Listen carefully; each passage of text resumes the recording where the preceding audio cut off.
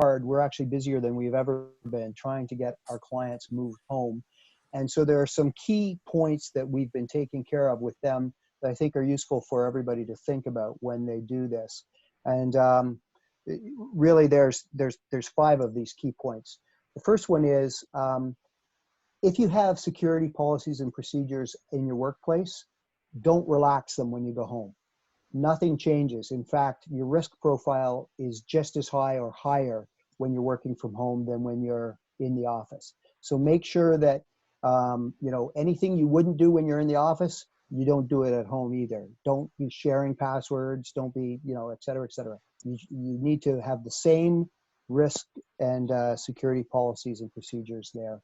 You need to have a good antivirus on the equipment that you're using. So if you're using equipment you don't normally use in the office and it doesn't have antivirus, put antivirus on it right away, because you don't want any kind of exploitation to come in. Make sure it's updated and working. If you're going back into your office somehow, you have some kind of remote method for getting in, either you've established it or somebody has done that for you. Make sure that it is an encrypted path, an encrypted tunnel, a VPN or something like that, and that it has 2-factor authentication on it. I can explain what that is in more detail if anybody wants to know. Passwords. Use strong passwords.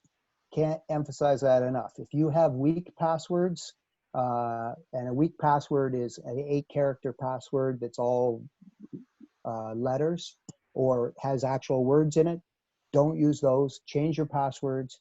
Make them strong passwords. Use a passphrase. Take your favorite Netflix show. You probably have been watching something that has a long sentence, and use it as a passphrase, swapping in letters for numbers. Vowels and letters work well for that. Put in some special characters. You'll be able to remember them because they're your Netflix show, but make sure you use strong passwords. And then cybersecurity awareness. If you have a team, your team should be, subscribe to some kind of cybersecurity awareness program for your team, so that cybersecurity is front of mind for them as they're working from home. So those are kind of the key areas, and I can drill into those in more detail or answer any questions on them once we get going. Thanks. Perfect. Thanks for that, Paul. So next I'm going to introduce Vanessa Sosiak. Vanessa is the owner and creative director of Sixth Workshop. She runs a home-based business helping entrepreneurs with effective brand strategies, marketing, and web design. Vanessa will be discussing how to work from home effectively, not only as an entrepreneur, but also as a mother. So Vanessa, off to you. Great, thank you. Well, I hope everybody is a work from home pro right now and loving it, because there are many benefits of working from home. You don't have to commute. A lot of people are probably thinking, wow, I have like so much time now if I had to commute 2-4 hours into Toronto. That's so much time that you can utilize, whether you want to, take your dog for a walk or spend more time with the kids. There's so much you can do, right? So I have about 7 tips that you need to kind of like follow. And it's important maybe to keep your routine going. Waking up in the morning, don't set the snooze, sleep in, and then, get to work wearing pajamas. I'm not saying you have to dress up, put makeup on, but at least wear something a little comfortable, look appropriate just in case you do have to do any meetings. And then it's important to have like a dedicated workspace. Steal the kid's desk. Find a nice space that you'll have like 0 distractions. And of course you'll be able to have like a good strong Wi-Fi or connect to the internet as well, right?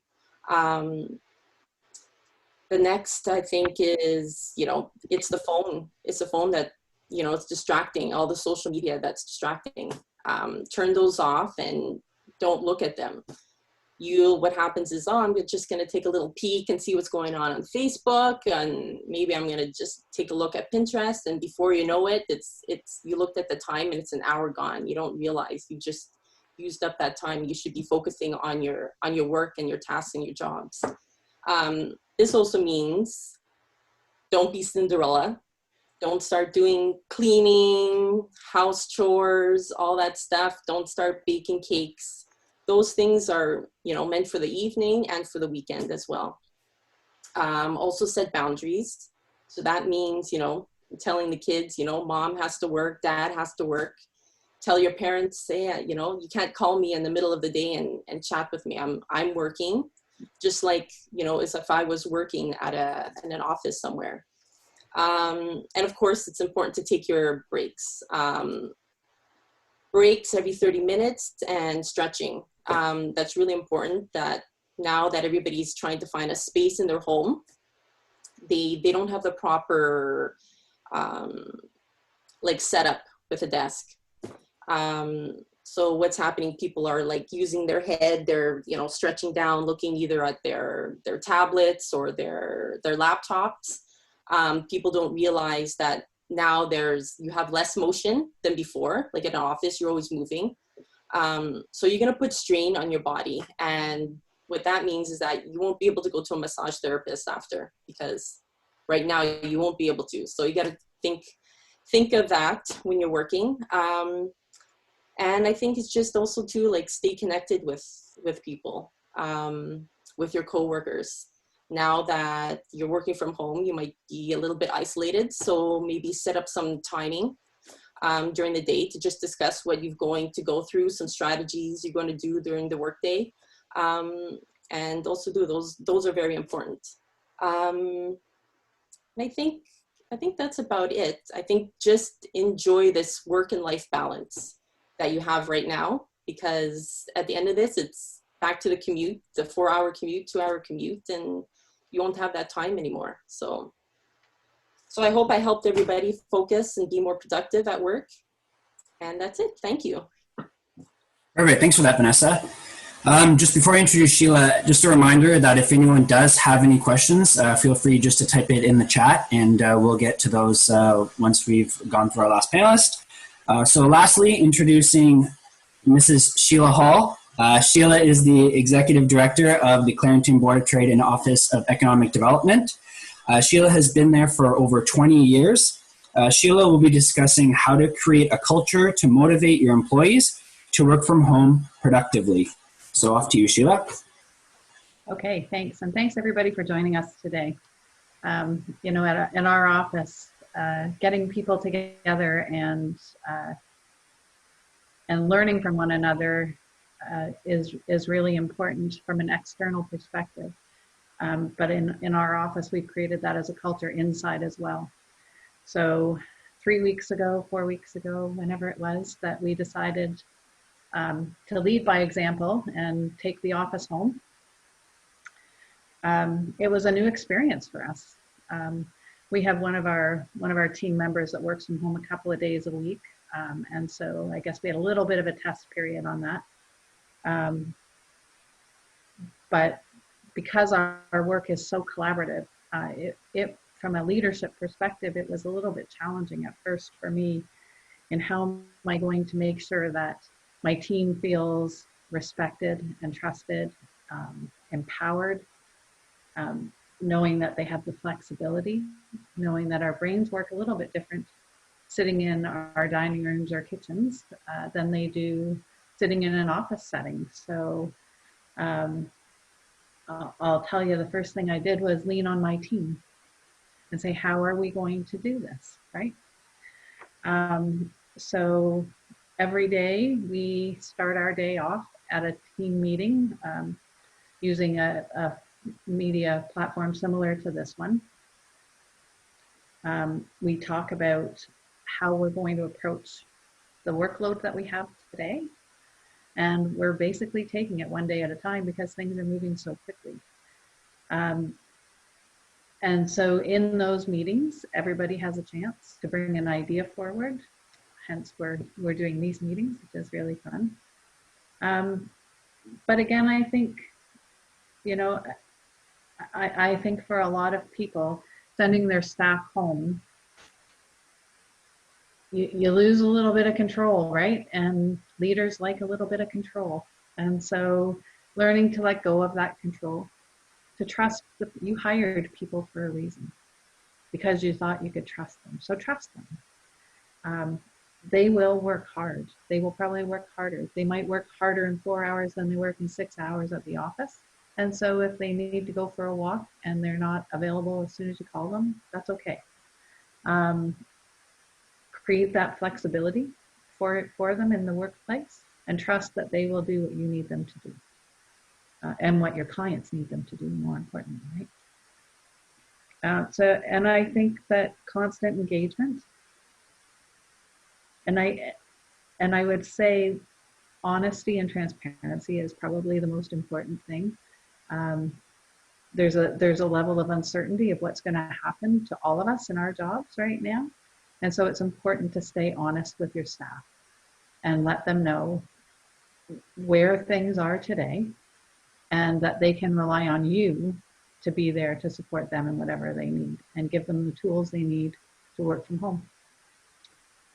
So I think that's, I think it's best that we answer your questions, because everybody's situation is a little bit different. But that's what we've done, right? We've chosen to empower one another. We've chosen to trust one another. We've chosen to be flexible, understanding, because everybody's got different situations at home. We've decided to have strong engagement every day, sometimes twice a day. We do this video platform so that we remember how important it is to be together, and allow ownership, allow everybody to have a little bit of ownership in what it is they're doing hour by hour, day by day, and provide them opportunities to find new ways to do things. Listen. So I'll leave it at that, Adam, and we'll open it up for questions. Perfect, thanks, Sheila. So maybe I'll start it off, maybe just something a little bit light. So we'll go to each of our panelists. So maybe we'll go Paul, Sheila, and then Vanessa, just on how I'm kind of seeing you on here. So why don't each of you give us maybe the best thing from working from home and the worst thing about working from home? So starting with you, Paul. Well, best thing about working from home is the loss of the commute. I am a consultant. I spend a lot of time on the road, and I think I've realized that I can actually be more productive from home. I can fit more meetings in a day, which can be tiring, but anyway, I can fit more meetings in a day. So it's been great that way, for sure. No. Oh, Sheila? The best part about working from home, I think that I managed to stay more focused on single tasks rather than multitasking and having things coming at me all the time, because I can just focus on one thing and get that done. Okay. Vanessa? You know what? I am the same with Paul and Sheila. I just, it just promotes focusing and dedication. There's less distractions. And also, the rush hour commute just kind of like saves time for me to like dedicate my work hours. And I think the worst to staying at home is, checking out the fridge. Stay away from the fridge. So no more snacks. Stay away from those. No, exactly. So Vanessa, I'm going to stay with you for a sec. So how do you adapt to having your kids around? So the kids aren't in school. We're working from home now, and your kids, I'm sure, want some attention. So how do you have that balance between getting the work done that you need to, and then also adjusting to having the kids around? I just split my time now. Like in the morning, I'm with them, and then in the afternoon, I do my work. It's the only way around it. They're young. They're 9 and 11, so they still need my attention. Keep them busy, tire them out, and then they're tired, and then I can do my thing. Yeah. Or I call them employees too, right? My employees are on fire. And then so we have a question here just for maybe Paul and Sheila. I'll touch on you guys. So how do we stay connected to our clients? So, I know we have all these different platforms and we have different ways to still communicate. So what would be the most effective way, to maintain those relationships with our clients? So maybe I'll start with you, Sheila, and then we'll go to Paul. Sure. So an approach we've taken is, thanks to Alexander Graham Bell, we're able to pick up the telephone. And we're actually having real conversations with people rather than shooting an email, because it's quick and it's easy and I can get to that next thing that's coming flying in my door. So we're taking time. We're taking our time. We're picking up the phone and making sure we're reaching out to everybody. Yeah. Okay, and Paul? Yeah, I mean, we're doing the same. It's email. I'm also trying to do video conferences, like face-to-face, because it's good to see people face-to-face, even if it's at a remote distance. The conversations have changed. What I found interesting is, we normally are talking about what we're doing for our client, but I've been checking in with my clients and talking to them about their business. How is their business going? Are they having issues with that? Nothing to do with the technology side of it. And we're having some I feel like I'm getting to know my clients better than I knew them before, because we're having some real personal conversations. What are they worried about? What am I worried about? How are my employees doing in this situation? How are their employees doing? How are their families doing? And so on. And by taking it to that personal level, I actually feel like I'm building a stronger bond with them than I was before. I mean, we're all worried about the same thing. We have a common concern right now. And not that I'm glad that we have that common concern, but it has changed the tone of the conversation a lot. Yeah, no, that's a great point. Maintaining those long-term relationships. That's a great point, Paul. So we have a question here from Angie. So she asks, do you have recommendations to keep staff that have been laid off motivated and informed so that they will want to return to work when this is over? So maybe I'll open it up to all three of you if anyone has a comment. So I'll start. So I guess it depends what kind of flexibility you have in your realm as the executive director from an HR perspective, right? So I'll explain what I would probably do from my perspective. Is I would reassure my team that I want them back, right? If they're at home, they've applied for their EI, so they have some financial stability. I would regularly let them know how important they are to me and that I need them back. And maybe if they are interested, right? You can't force them to think about work when they're laid off, but if they're interested in giving some thought to how when we get back to work, when they get called back and life goes back to normal, we have to have things in place. So empower them to come up with new ideas and new strategies and maybe new processes for work on how can we be effective and hit the ground running when we do open the doors again. And maybe offer them, like if they're going to spend a couple of hours a week thinking about that, offer them that in time in lieu when they do get back to work. I would probably approach it that way, just to keep them thinking and engaged and believing in what you do, right? Because for you, Angie, your programming is so valuable to the community. So the people that work for you are passionate about providing that service, and I would try and keep that passion by empowering them. Yeah, I mean, these kinds of platforms maybe allow, or email, if you have their personal emails, that kind of thing. If you can send updates about how your organization is doing on a regular basis so that they stay hooked into that. Other options too are things to think about. Obviously, if it is at all possible for you to provide training for them while they're away, it gives them something to focus on. It gives them something that maybe enhances their skill set, so they realize that you have their well-being and career in mind, even though at this time you can't afford to have them in your organization. You're wanting them to improve themselves for their own career, and you wanting them to improve themselves so that they can contribute even better to your organization when you get them back, because you want them back. So I've seen some we fortunately haven't had to do any layoffs yet, but I've seen some organizations are doing that, rolling out opportunities for training, and it gives somebody something for them to focus on. Right? That's a good idea.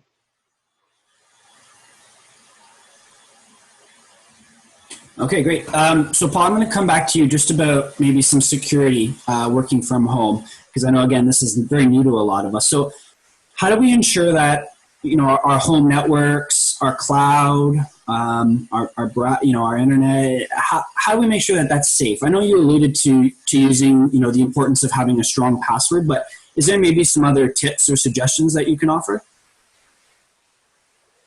Sure. I mean, there are the basics, as I mentioned, antivirus, that's a basic one. Strong passwords. And if you have trouble remembering passwords, consider using a password vault of some kind that will remember the passwords for you, so that you can do very complicated passwords. If you're using cloud tools like Dropbox or Office 365 or any of those kinds of tools, use multi-factor authentication.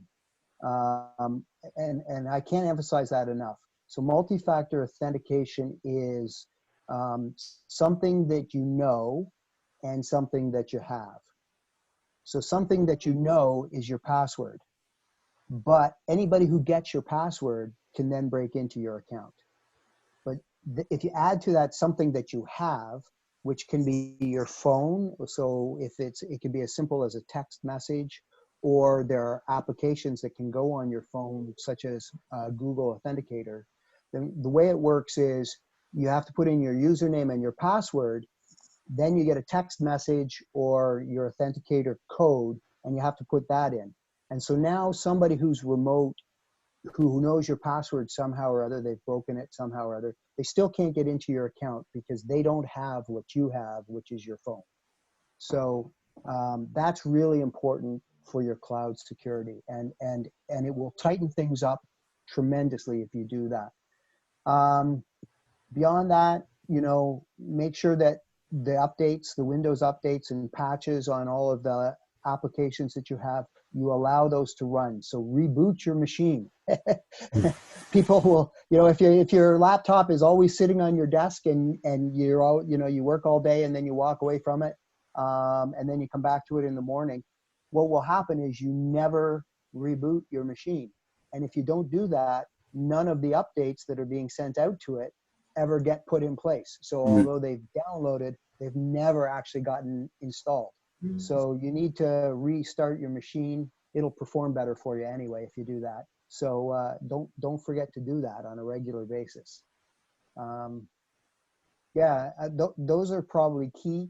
If you are getting remote access into your environment, if you're a business that has, say, a server, or you've got desktops at home or at the office, and you're using remote desktop, don't. We've actually been busy fighting fires for people who have had ransomware attacks and breaches of various kinds, because they put in remote desktop very quickly. It's not secure, and in this time when the bad actors know that everybody's working from home, they're looking for that, and so they're just scanning the internet for anybody who has that enabled on their systems. You need to make sure that's secure. And so you need to fix that immediately. And if you need help with that, I'm happy to talk to anybody who may think that they have that going on at their office.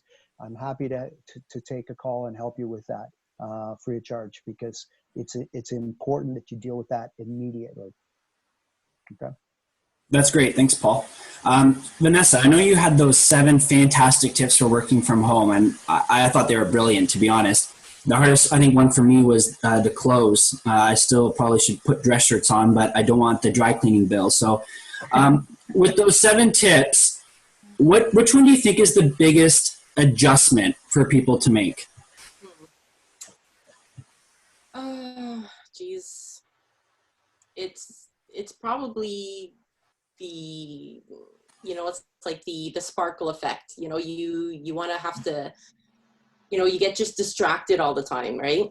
And I think that's the worst part, because now there's no one really actually watching over you all the time. So, you sneaking in a little bit of phone time, checking out some, your personal emails at home. That's probably the hardest thing to do. So Yeah, no, like, yeah, you no, have to put away that stuff and just kind of focus. yeah, absolutely. So just again, if anyone does have any questions, just make sure to put them in the box, or if you have any tips for maximizing your work at home, definitely please make sure to share it with us. So maybe I'll see if I can come up with another question. So once this is all done, because there is going to be a finish line, how do you see the workplace changing? I mean, we are working from home. We're adjusting to do that. So how do we adjust to go back? And do you see anything being different? So maybe I'll go to all three of you again. So maybe we'll go Sheila, and then Vanessa, and then Paul.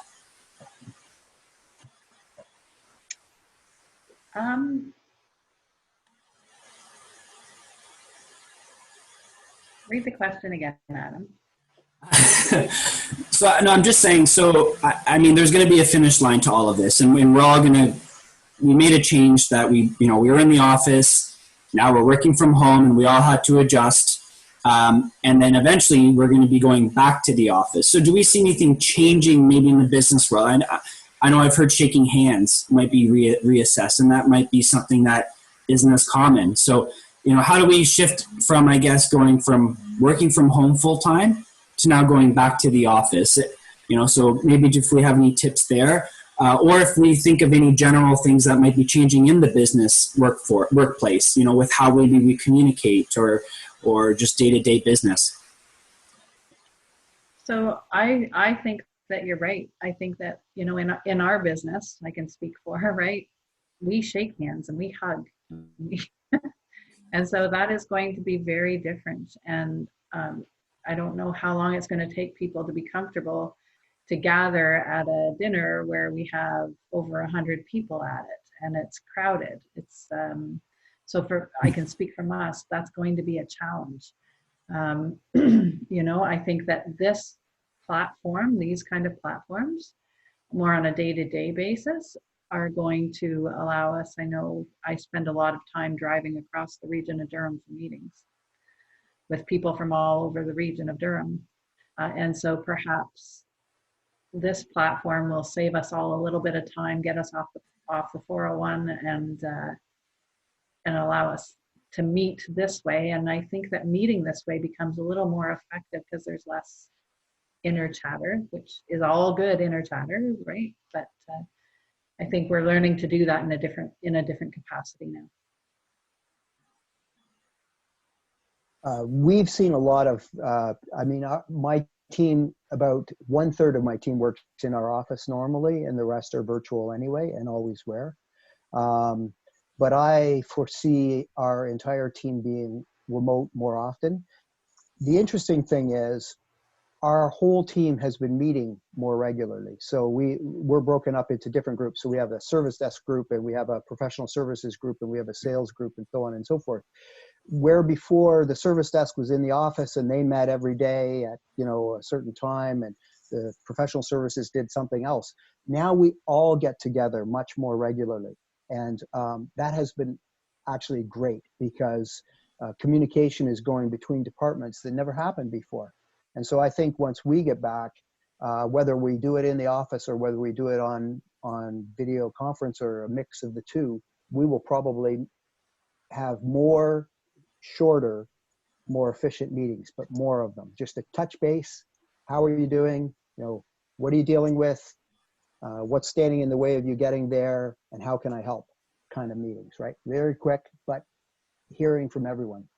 So I think that's great. I think that'll be a really good outcome from this. For myself, working from home, it doesn't really change much. I use freelancers and, subcontractors, and we all kind of like work remotely. So it really hasn't changed, except that we just can't go grocery shopping as much as we want to, right? I mean, it's just, I think, like I enjoy meeting like clients face to face. So I think I might have to actually do some more like Zoom meetings with them. So it might actually save me some time and commuting, visiting them at the office and doing a Zoom meeting instead. Mhm. Yeah, absolutely. I think one thing with all this, I think there's definitely a positive economic or environmental impact when we talk about commuting. So we have a question again from Angie. So Paul, you spoke about servers.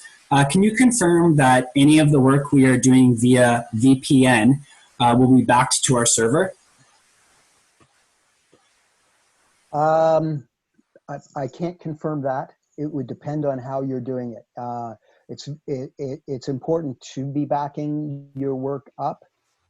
So if you're going over VPN and you've been set up, it may be synchronizing from your laptop up to your server, and your server may be being backed up. But that would be something you'd have to actually have somebody technical check on and make sure that it's happening. It is really important because, you know, nothing's more frustrating than spending 4 hours on a spreadsheet and then accidentally deleting it and not knowing if you can get it back. But there are a lot of great tools for making sure that backups are done. You know, if you're using OneDrive or from Office 365 or Google Drive or something like that, that will synchronize, those kinds of things. Again, you know, I would be happy to spend half an hour with you if you wanted to just talk through what your situation is and see if you are protected. Happy to do it.